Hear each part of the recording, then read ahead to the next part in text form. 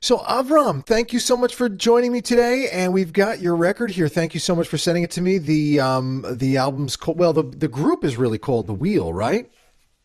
Yeah, it's a solo project and it's a self-titled debut. So, congratulations on releasing it. From what I understand, it took a long time for you to complete this project, and it's called The Wheel. And of course, you've come full circle with it. And I don't want to be too punny there, but I couldn't help that. So, maybe you could tell our audience a little bit about the circuitous route that you had in kind of putting this album together and completing it and releasing it just recently. Yeah, so it took about, I would say 2 years to record and mix the record. And right as it was getting mastered, COVID hit. Yeah. So I sort of just put everything on the back burner and wanted to see how things played out. Did what everybody else did in 2020, hold up and tried to figure out the creative process and staying sane. Thankfully, in I guess the following year, Lakeshore Records agreed to put the record out. And so yeah, just been working toward that. And finally this year, October of 23, released the record digitally and also have the vinyl version, as you mentioned on the website. Although there is vinyl distribution, proper in-store distribution coming in March, I believe, of 2024. Very cool. And do you have any details about the vinyl version that you have here? Do you know where it was pressed or anything particular about the mastering or anything? You have a really cool insert here. Here you are. Look at your cool jacket there and your glasses. You've got the lyrics here, so it's a nice package. Yeah, thanks. Yeah, we actually did two versions. So there's sort of a standard, roughly 150 gram blue marble vinyl version. And then we've got the 180 gram black vinyl, which I think is what you've got there, I which is the guess that's true. what I have. Yeah, it let me check. Yes, it's 180 grams. Yeah, that's the true sort of audiophile version. Um, Pressed it up just outside of Nashville. A woman named Piper Payne, who's been around for a long time. She's a mastering engineer herself. A couple of years ago, she opened her own pressing plant. It's called Physical Music Products, I Okay. believe is the name of the plant. Always wanted to work with Piper. She did not master the record. The record was already mastered before I sort of discovered that she had opened a plant. The record was mastered, sort of directly for vinyl by a guy called Adam Gonzalez here in Portland, Oregon at Telegraph Mastering. So, obviously, a lot of your press and a lot of the, story around you has to do with the psychedelic music, the psychedelic style. And while it's there on this record, it's sort of restrained, which I enjoy. Sometimes a psychedelic project is very psychedelic, and it's like, a lot of things going on without the songwriting, without the real core stuff here. So I feel like yours seems to be songwriting, and then the arrangements and production are a little more psychedelic, with kind of flourishes. But what's kind of your relationship with that style and genre, and how do you sort of fit it in with what you do? Yeah, first of all, I appreciate the kind words and I love that observation that it's sort of song first and then the psychedelia is sort of peppered in. That feels right to me. I'm really trying to sort of harmonize three different hues into a single palette with this record and really with the wheel generally as a project. I was always a songwriter first. I sort of grew up around folk music. My mom had a big sort of folk heavy record collection, and I sort of grew up on that. Discovered that the guitar could really be a whole sort of conduit for expression for me. Discovered improvisational psychedelic rock guitar in high school. Sort of graduated into the jazz world. I did notice, by the way, I think we have a mutual friend, Sasha Dobson. Sasha and her family were a big influence on me with regard to sort of discovering jazz and jazz guitar, her brother Smith in particular. And then I discovered production and the actual, sort of science and art of creating, sort of whole soundscapes. And so, really, this record is me trying to balance those three things. So, songwriting, improvisational guitar playing, and sort of textures of guitar, and then sort of that three-dimensional production, what's actually coming out of the speakers. And so, I guess these are songs first, and then experimentation with production and guitar as part of the bringing those songs to life, if that makes sense. Yeah, it does. And it might kind of play into my next question here. And maybe you kind of answered that, or maybe you could expand a little bit. But I did notice the mix of the album quite a bit. You know, I think you now who produced this? You co-produced, am I right? Yeah, I co-produced it with my friend Raymond Richards. I was producing at a recording studio here in Portland as sort of a resident partner and producer, a studio that's no longer around, unfortunately, called B-Side. Raymond Richards, who's worked with LCD Sound System, Blitzen Trapper, Local Natives, he was actually the partner at B-Side that invited me in to become part of that studio. So we ended up working on this record, first one song just to see how it would go together, and it went well. So we decided to do, a whole record together. Right. Okay. So I guess the question I was going to ask was with the mix and you and the other producer, I'm sure you were involved in the mix because you're kind of a studio guy, but the feeling to me was that you created the word I keep wanting to use when I was listening to this was thick. You know, it was a thick, and you use the word texture, and I think there's a real thick texture to the production here, which is really enjoyable to listen to. And again, back to the psychedelia, it's not just psychedelic for the sake of being psychedelic. There's a lot of, I don't want to use the same words, but there's a lot of texture there that you guys worked really hard on achieving. So maybe you could talk a little bit about how you achieve, how you filled the space in. You know, how did you sort of take that song and then, Yeah. you know, maybe some of the nuts and bolts for our audience, they might be interested in what was the discussion? You know, what was the kind of the goal together with each of you? Well, I think it's interesting because, Raymond and I have very similar influences, but we sort of express them differently, if that makes sense. I think the key was really bring a song to the table that I either wrote on piano or guitar, simple, and then identify some elements that we want to bring in that are maybe a little less traditional, but certainly lend themselves to that sort of dreamy, spacey sound that Mm. we both love. So, for example, vibraphone, pedal steel, the combination of vibraphone and pedal steel, not a super common combination. Of course, traditional drums, bass, guitar, piano is present quite, pretty much I'd say across the whole record. But I think those textures, also a lot of playing around with analog toys, some analog synths, some analog delay, and just really allowing ourselves the time to experiment. Even though the drums, bass, and sort of scratch guitar, scratch vocal got down in like a week or two, obviously lots of stuff ends up on the cutting room floor. We don't use everything, but I think what did make the record feels cohesive. It's definitely an album intended to be an album. I think the sequencing of the songs and the sort of textures, the way they sort of dovetail from one into the next, is pretty intentional. But yeah, a lot of it, I would say vibraphone kind of plays a big role on the record as well Mm. as pedal steel. And it's funny, and people should know we did not rehearse this interview, but you're bringing up points that I kind of want to bring up next. And you brought up this concept of patience. You know, I think our listeners listening to this album will realize that it's kind of a slow burn. If you like a record like that, that sort of reveals itself to you slowly. You know, it's a good album to listen to from beginning to end. So, are you a patient guy? You know, you're talking about being patient in the studio to sort of find these sounds, but is that who you are? Do you bring a lot of patience to projects like this?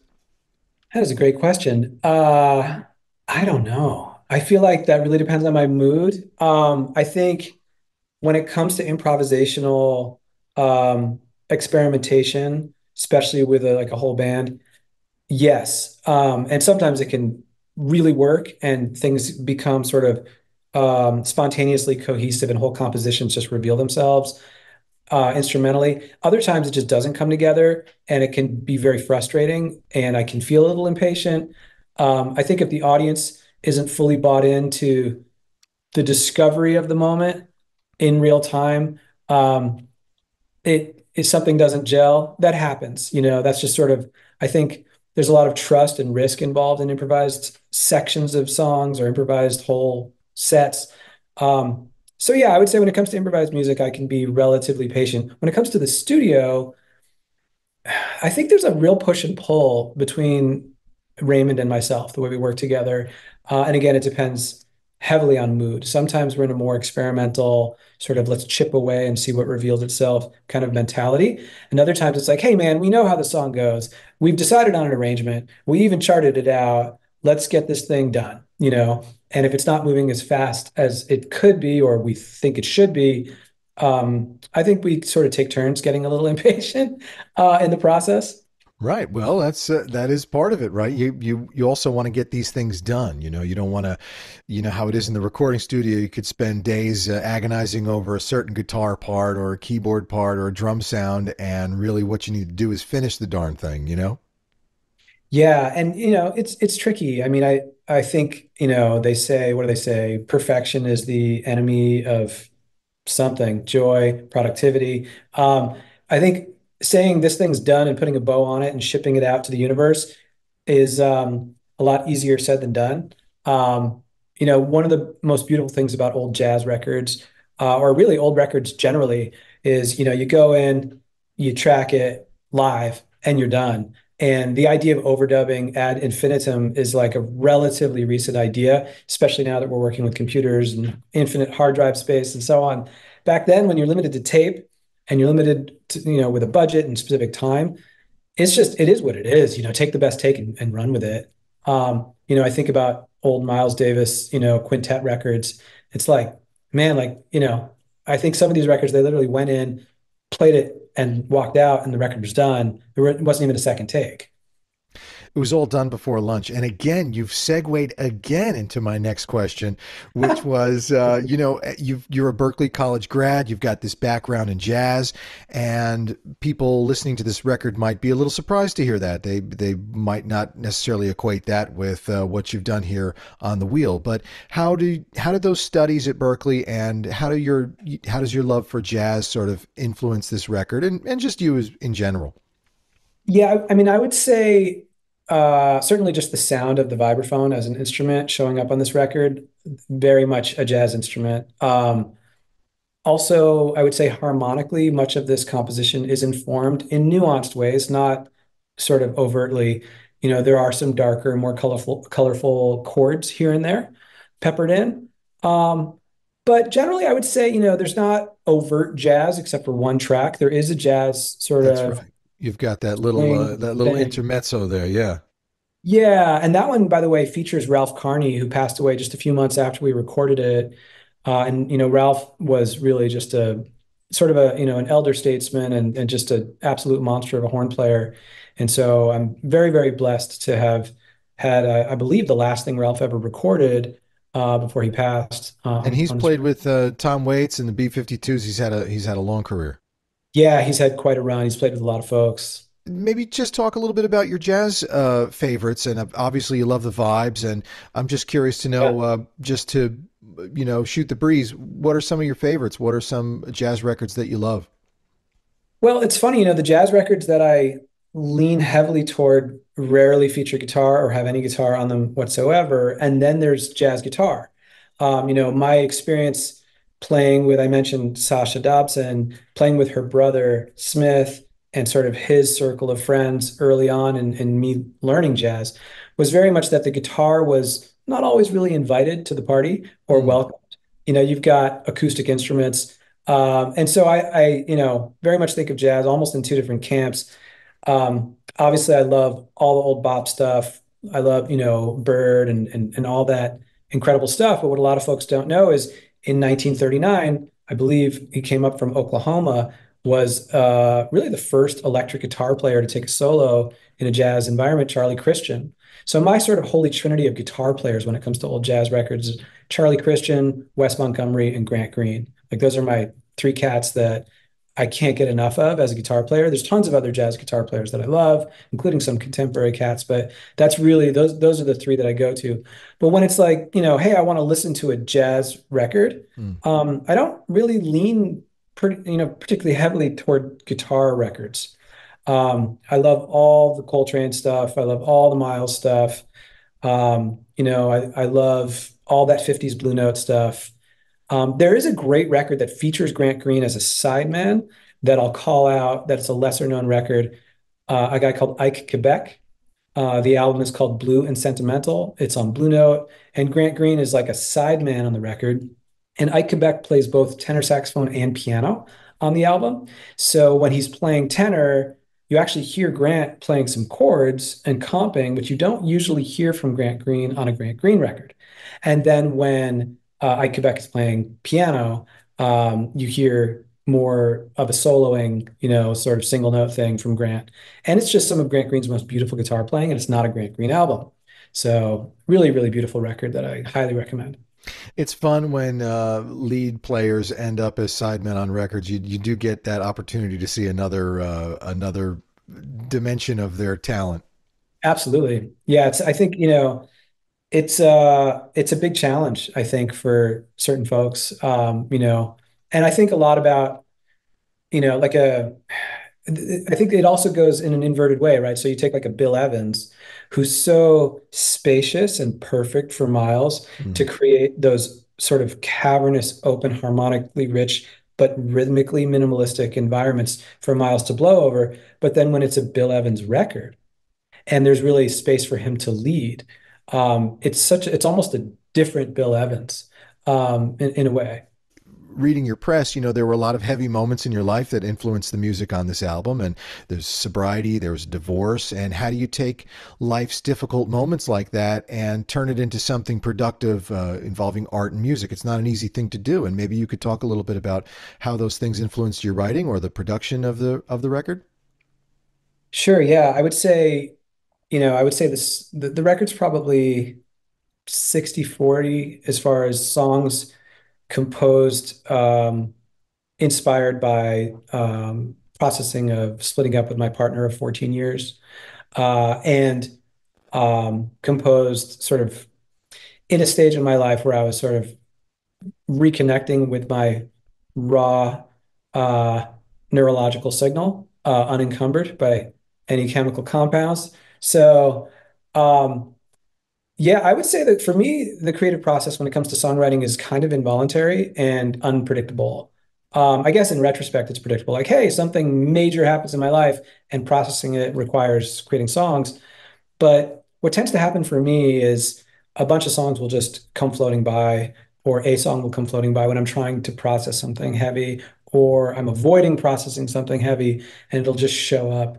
And if I'm lucky, I have an instrument nearby, and I have the tools available to document that and try to get it down. Sometimes songs present themselves in their completion all at once. Mm. Lyrics, melody, everything's there, chords. Other times you get sort of a fragment.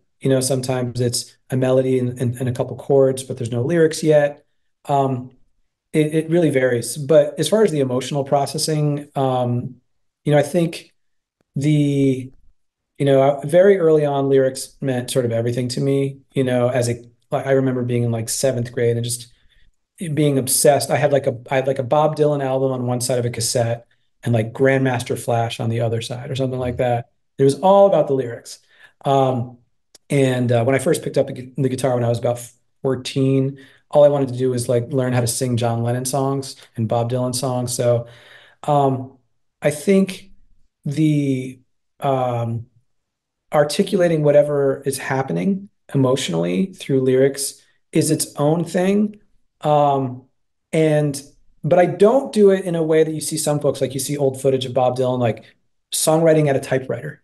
That I can't identify with. I Mm. always need an instrument involved.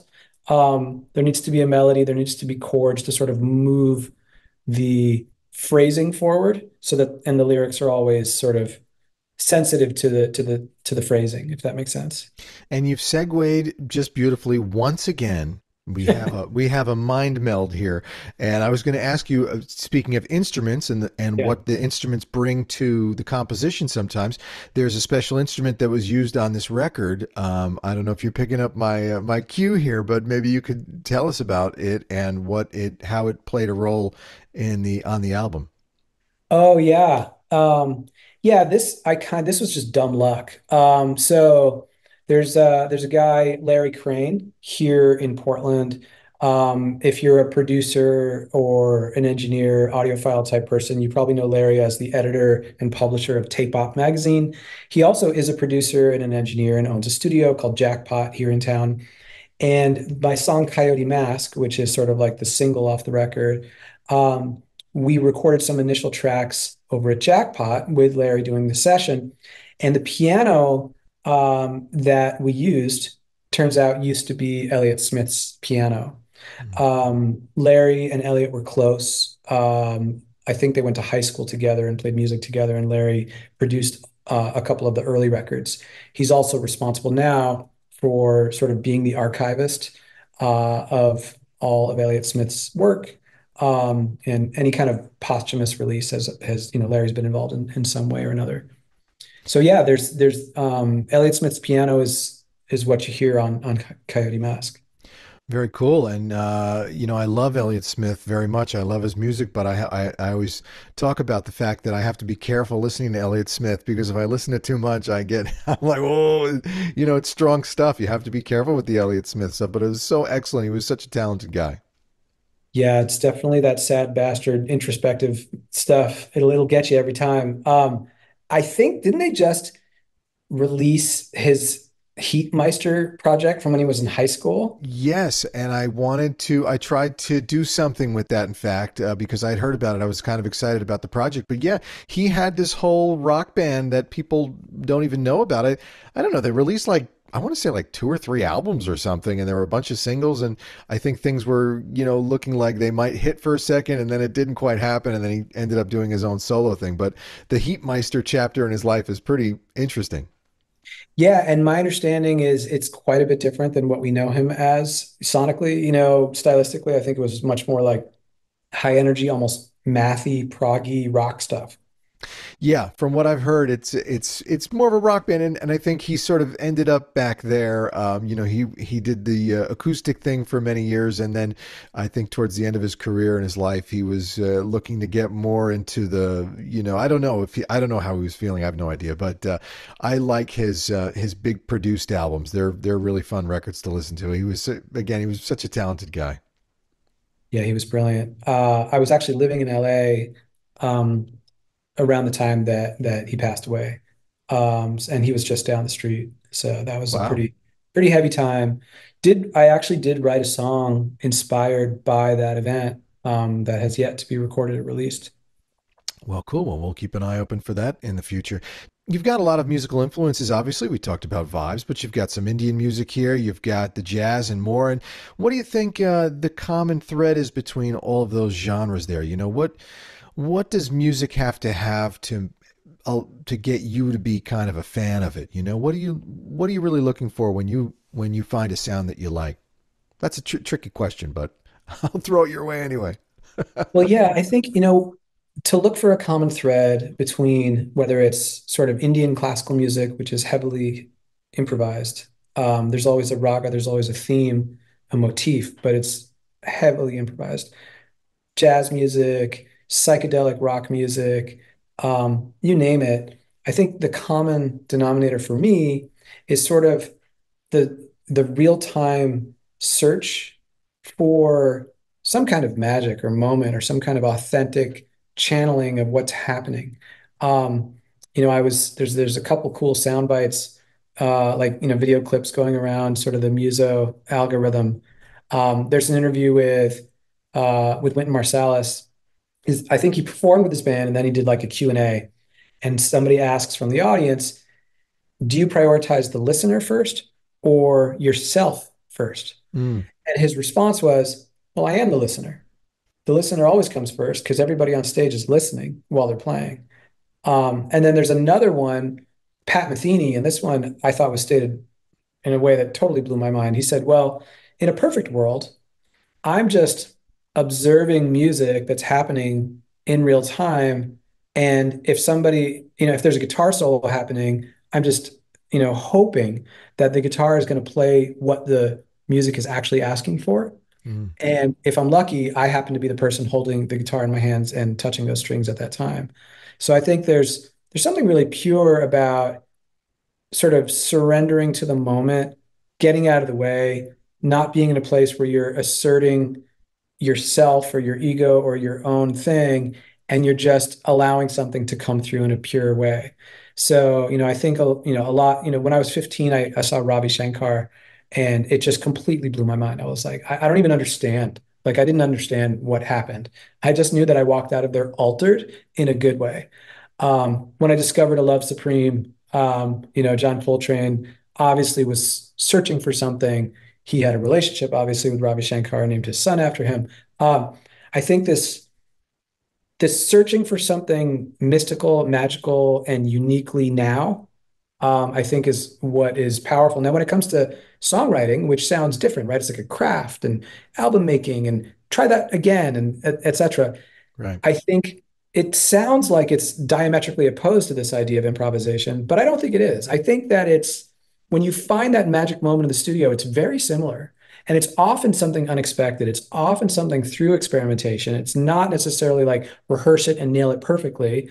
A lot of that stuff falls flat. Phenomenal musicianship commonly falls flat for me. It's, if it's this like display of technique and perfectly executed in the studio from a technical engineering and recording and mixing standpoint, doesn't really do much for me. But when something happens that's almost accidental and couldn't be replicated, and thank God tape was rolling, um, I think that's the magic. And so that's the kind of album I'd love to think this album has a couple moments of those, and that's the kind of album I think I'm chasing making, probably for the rest of my life. River is Up. I was listening to that in the car the other day, and I don't know if you knew we had a big rainstorm here just over the weekend. And of course, as I was listening to it, more kismet is coming through here because I was driving by a few of our rivers and streams that were just overflowing on their banks earlier this week. But yeah, that's a beautiful duet. You have a nice duet there. Can you tell us about who you're singing with and maybe about how that came together? Yeah, that's the amazing Haley Johnson. Haley is another artist here based in Portland. She's a singer-songwriter. She also is a multi-instrumentalist and plays bass in a band called Big Wild and tours with them. Um, I first discovered Haley when I was producing a single for another artist who brought Haley in to sing background vocals. And I was like, damn, this background vocalist should not be singing background vocals. And she's got, a couple solo records out. It was an absolute pleasure to work with her. She also sings with me on another song called Speak Like Droning on the record. So both River is Up, which really features her because it's a true duet. Right. And the duet really is a conversation between sort of me and my ex, of course, and it just sort of has this whole processing of that split. But Speak Like Droning, that she also sings on, features Eric Earley from Blitzen Trapper on guitar as well. So really looking for a lot of collaboration on this record. Well, it seems you found it, and I know we mentioned a few names. And what is it about that collaborative process that's appealing to you? Some artists like to work in their own bubble, and some really appreciate the input of others. Do you sort of straddle that line? Are you sometimes one and then sometimes the other? I think it really depends on what the song is calling for. I think the record, multiple moments calls for strings. And so, for example, bringing in Kyleen King, who's a good friend and a viola player and violinist, and she helped me arrange all the strings, and then she played all the viola and violin and brought in a cellist. Um, it's a perfect example of I hear strings and I hear some sort of top lines, meaning like the highest pitch of the arrangement, sort of the melody on top, but I don't necessarily know for sure how to spread it out with other strings and how to harmonize it. And so Kylie and I spent an afternoon just singing at each other and jotting down ideas and ultimately arranging the strings together. That's one example. Another example is, on Speak Like Droning, I certainly could have played guitar during the bridge, but bringing in Eric from Blitzen Trapper to give it a totally different vibe just made sense for the song. And that was Raymond's idea. I didn't know Eric, and Raymond had worked with Blitzen Trapper in the past. So that just was a really cool sort of trust fall where I said, I love Blitzen Trapper, I love Eric's work, and I trust Raymond. So let's give this a try. And it just works. It sort of gives the song a little bit more raw, kind of Neil Young barn thumping thing that I think just works. you've released this album, and of course, it's available for purchase or listening to or streaming or whatever people want to do, and that's an exciting thing. But how are we getting it out to people? What's the plan? Or how do you plan to support this record? Yeah, so best case scenario, thewheelmusic.com, just you can buy the vinyl version directly from me if you want to show support. And yeah, in 2024, got a few gigs starting to get lined up, starting out just here in the Pacific Northwest, but I'm hoping by the summer to get out east and maybe go further down the West Coast with some live shows. And the live stuff really is it's we'll be doing the songs from the record as well as some additional songs from my back catalog and stuff I'm developing for the next record. And there's going to be a healthy dose of experimentation. There's a lot of weirdness live, and I like it like that. I like to not necessarily know what's going to happen. We've got some songs we can play. We know how they go, but aside from that, let's see what happens sort of without a net. Come and get weird with the wheel. Ideally. Ideally. Well, Avram, thank you so much for your time today, and I wish you the best of luck with the album and a happy new year. And thanks for spending time chatting with me today. Thanks, Evan. I really appreciate it.